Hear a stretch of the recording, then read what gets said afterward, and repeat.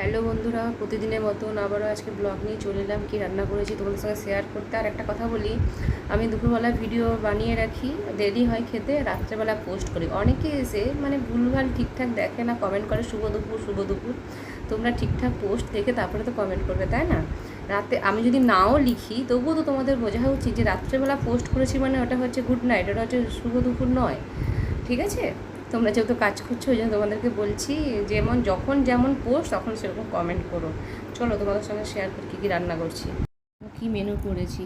এত সাজিয়ে গুছিয়ে কিন্তু কখনোই খাই না, জানো, শুধুমাত্র ভিডিওর জন্য এরকম সাজিয়ে গুছিয়ে ভিডিও করব বলে সাজিয়েছি।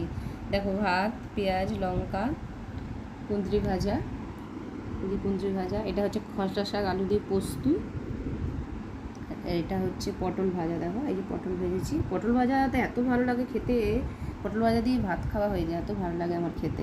এটা হচ্ছে ডিম আলু পেঁয়াজ দিয়ে ভুজিয়া। এটা হচ্ছে আজকের মেনু, জানো। আর তোমাদের কি মেনু অবশ্যই বলো। চলো আজকের মতন টাটা।